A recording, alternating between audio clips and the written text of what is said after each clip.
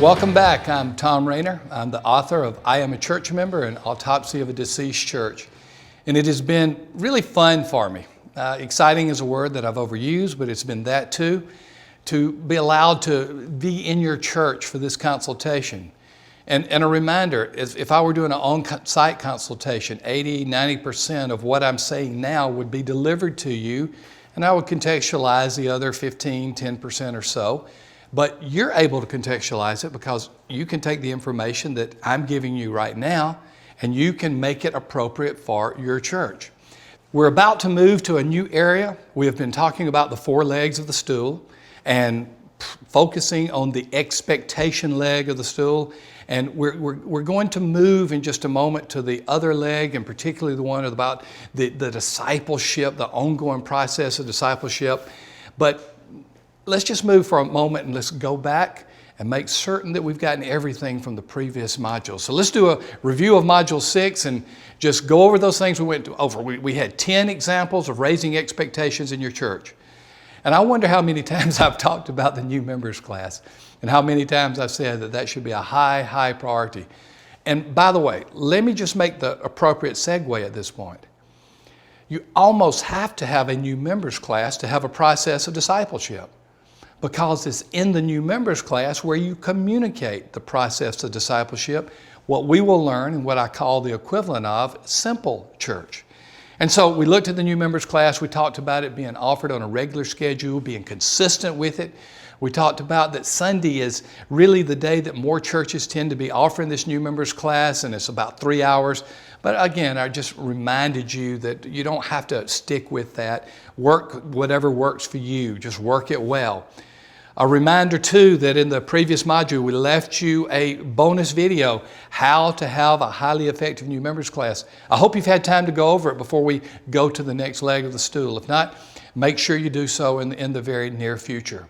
We talked about raising the bar in the process of discipleship, and that's where we will segue into this whole thing about simple church and the process of discipleship. The power of pulpit and raising expectations as well. Website and how first impressions are created and expectations are raised by having a quality website.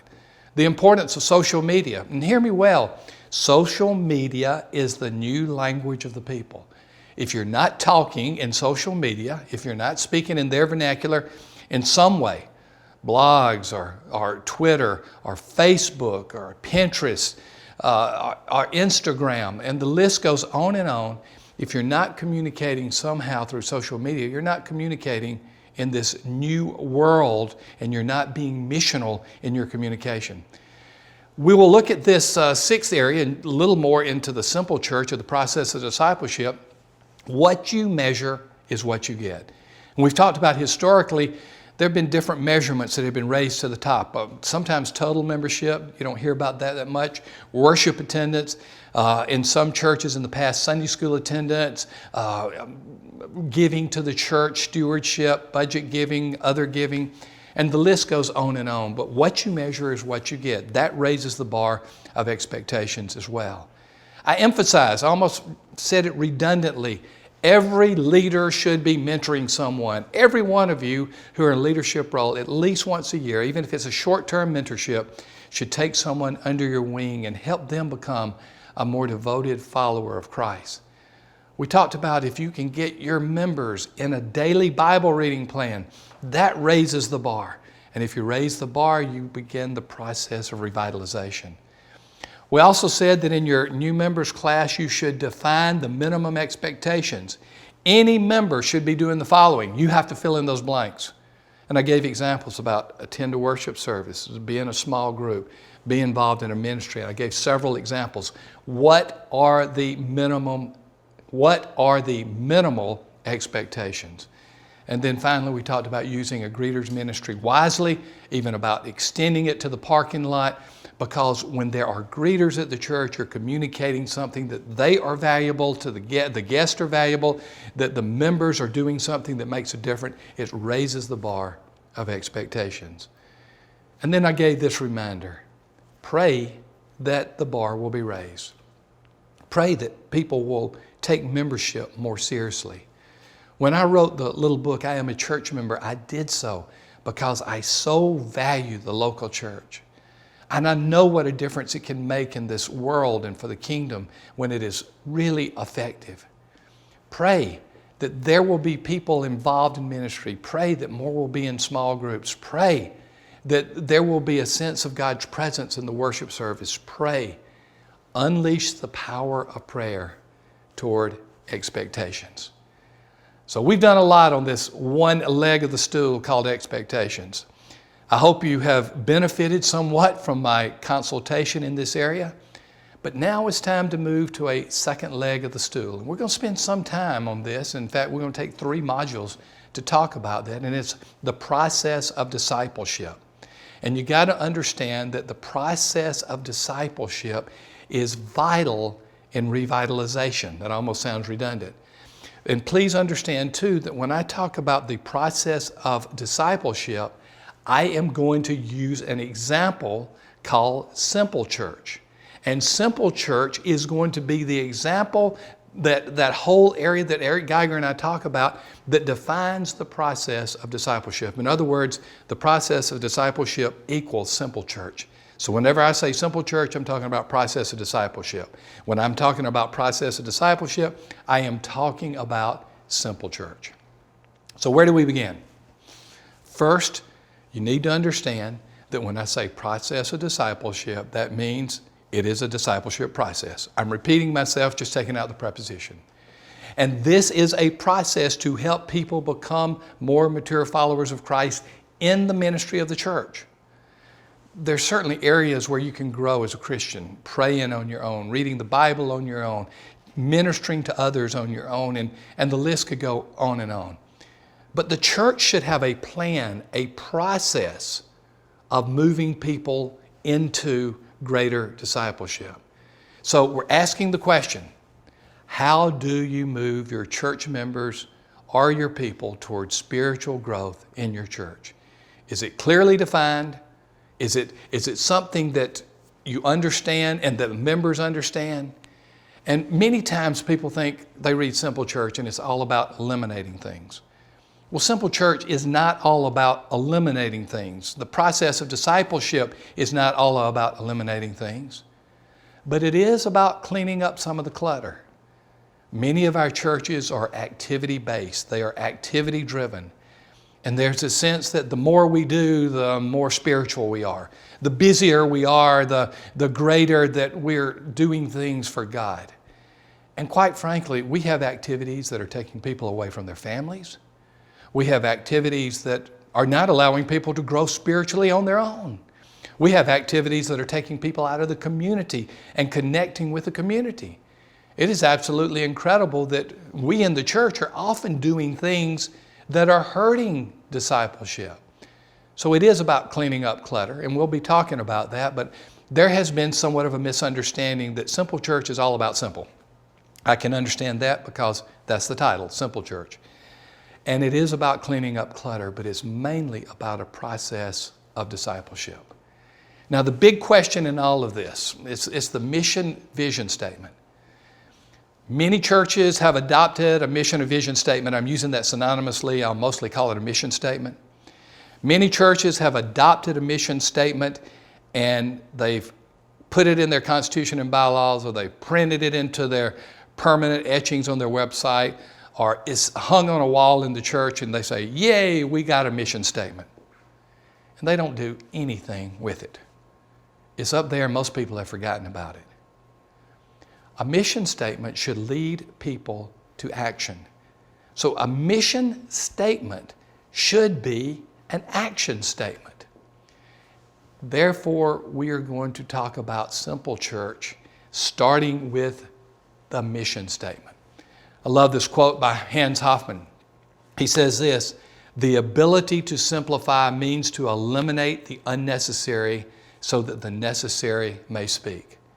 The ability to simplify means to eliminate the unnecessary so that the necessary may speak.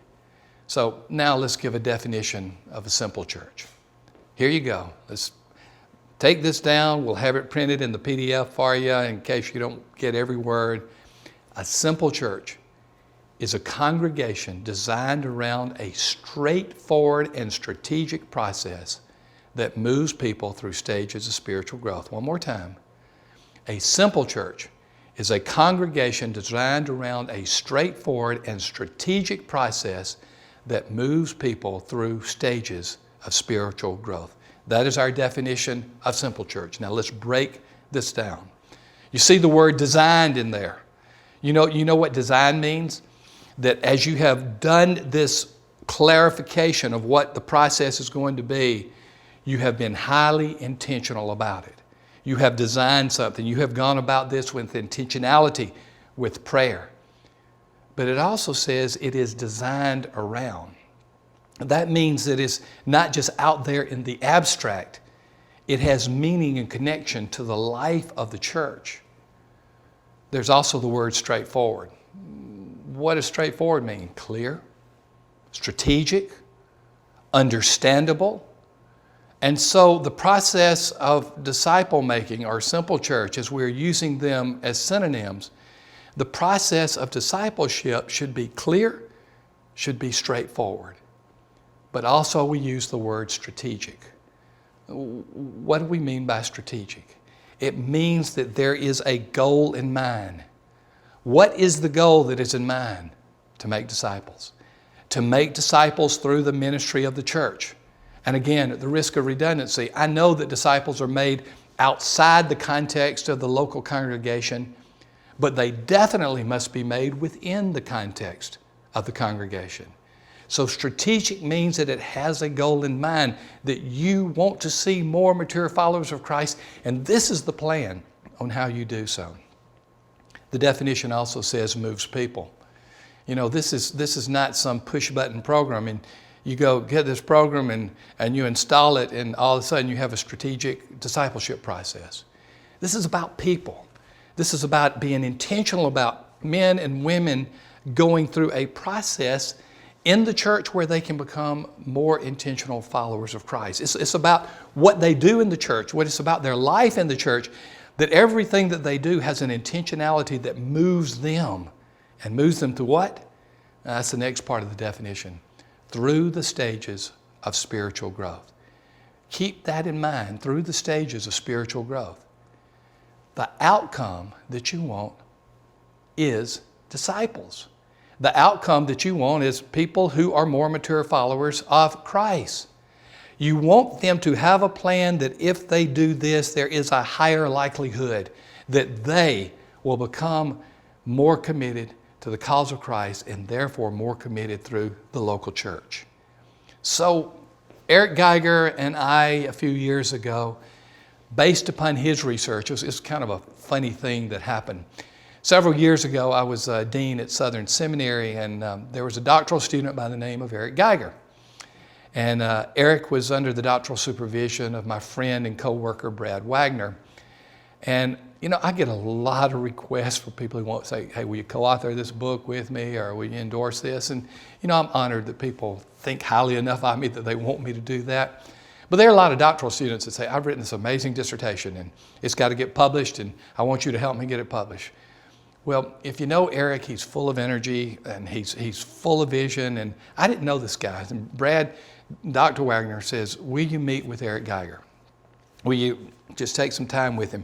I said, what does he want?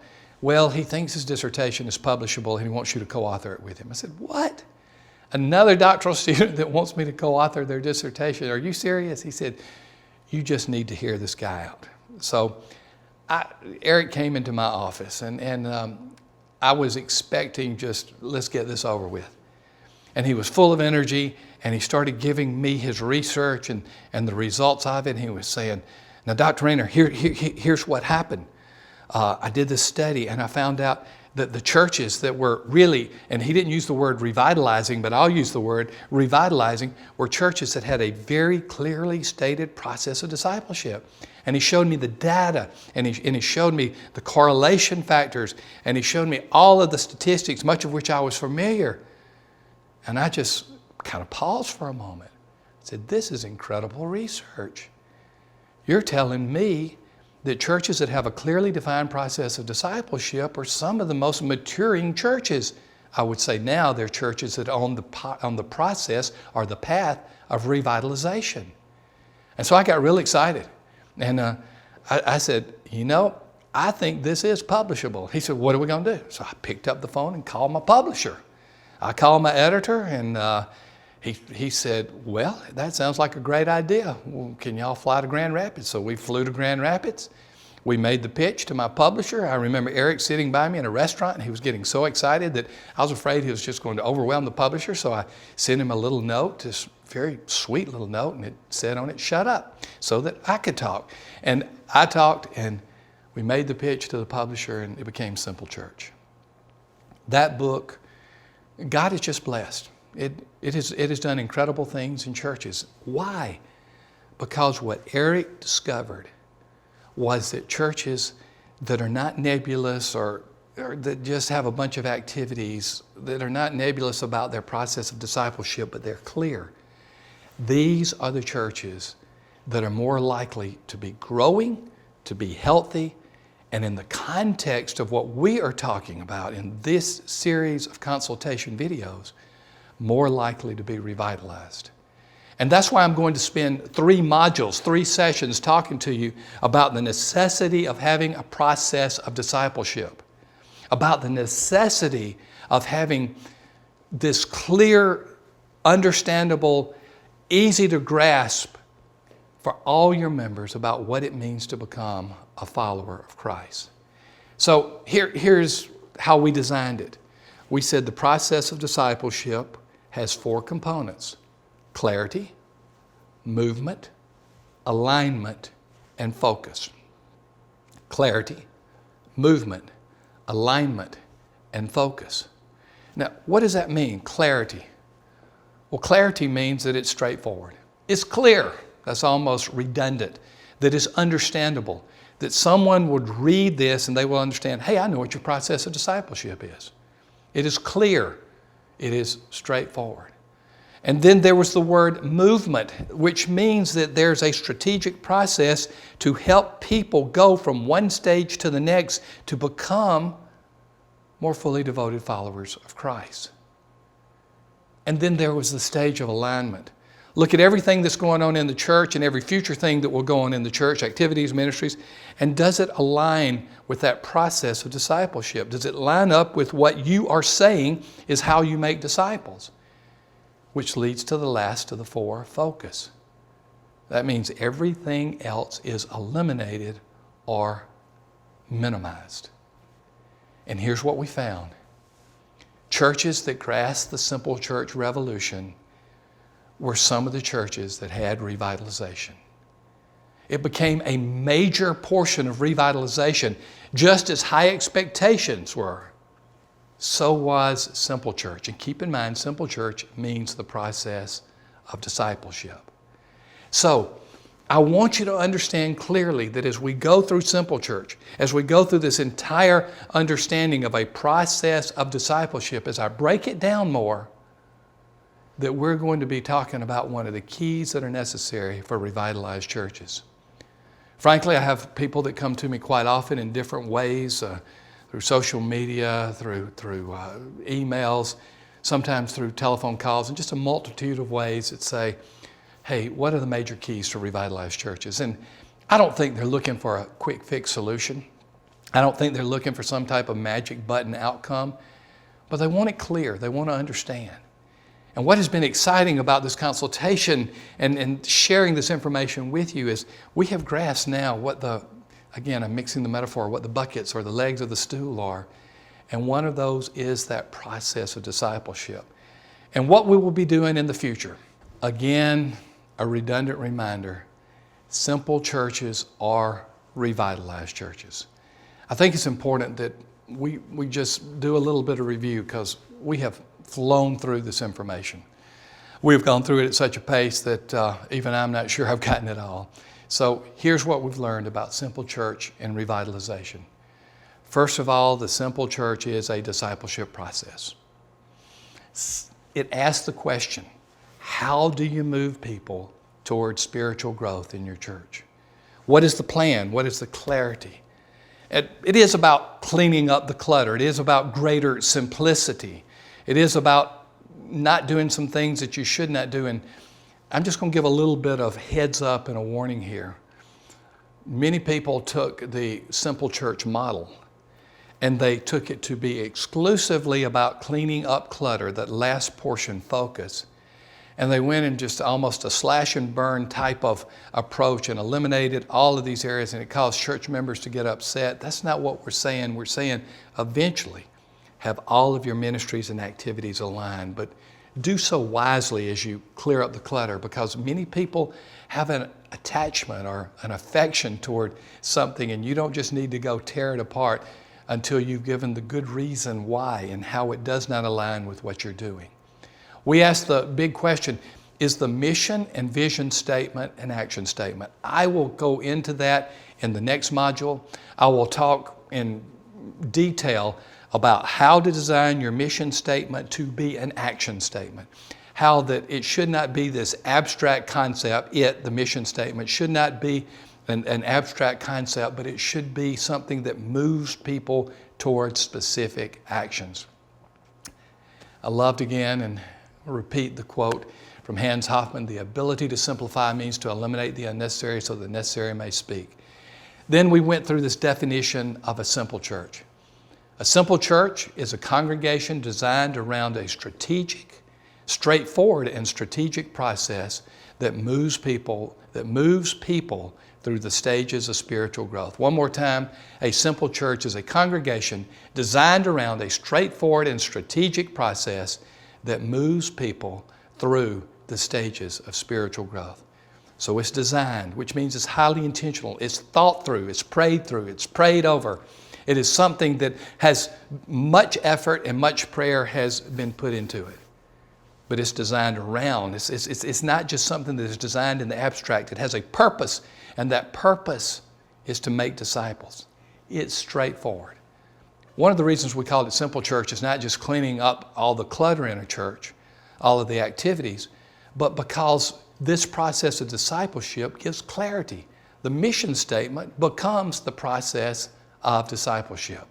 So it's straightforward and it's clear. It's strategic. It has a goal in mind. It has a goal in mind that if this happens, then likely this will result. It's not some type of abstract theory, some type of statement on the wall. Is strategic and the church is following through. It moves people through this process of discipleship. So not only is it talking about the what, it's talking about the who and how they will move from one stage of commitment in the church to another, and therefore through the stages of spiritual growth. And so I talked about the four components: clarity, movement, alignment, and focus. Clarity is straightforward. Movement, there's a strategic process that is taking place. Alignment, all the ministries line up with the stages of spiritual growth. Focus, everything else is eliminated or minimized. That's a lot of information, and that's an overview of where we are. But the simple church revolution has been one of the components that God has used to revitalize churches. Again, I am well aware that in the context of each module and consultation that there's a lot of material, there's a lot of information, and I know almost every time I say, let's go back and review, or you make sure you go back and listen to it and follow it, because there's a lot of detail here. And this has so much detail that I have felt the necessity to go through 2 more modules of Simple Church to give you specificity of each of these areas and to give you details of each of these areas. Because I want you to come out at the end of the next 2 modules after this, understanding more fully what this Simple Church revolution is like, or what this process of discipleship is all about. I want you to get this because this is one of the legs of the stool. The first has been expectations. The second has been this whole process of discipleship. And we're going to, if you can use the metaphor, we're going to strengthen this leg, and we're going to give you more details to come. So don't forget, download the PDFs that are available here. Don't forget to keep on reviewing. There's an audio download as well. And don't forget to stick with this. I can't make promises that I cannot keep, but I can give you high levels of assurance. And if you continue to stay with us through this process, that God will allow this instruction, this consultation to open your heart and eyes to how your church can be revitalized. I hope even to this point you're coming up with a multitude of thoughts and a multitude of ideas of how this can apply. Well, we talked about the 4 components of Simple Church, and now we're about to break them down to give you more detail, more practical application, more understanding about each of the components of the process of discipleship. So in the next module, you'll hear a lot more about clarity. You'll hear a lot more about how can we make the mission statement or the vision statement, how can we make that the process of discipleship as well. And you'll hear about movement, which means how do we strategically make sure that church members are going from one stage to another. And in doing so, you'll have a greater understanding of Simple Church. You'll have a greater understanding of the process of discipleship. This is just incredibly exciting stuff. I got to tell you, I wish I were physically there. I know I cannot be in all of your churches, but I wish I were there just to kind of talk to you, get your reaction, get your feedback, and to interact with you. We'll have that opportunity later. We'll have that opportunity for questions to allow you to do so. But for now, keep praying over this. Keep listening to this. Keep watching this. And let us just be ready for the next module as we talk about Simple Church and we expand it even more, clarity and movement.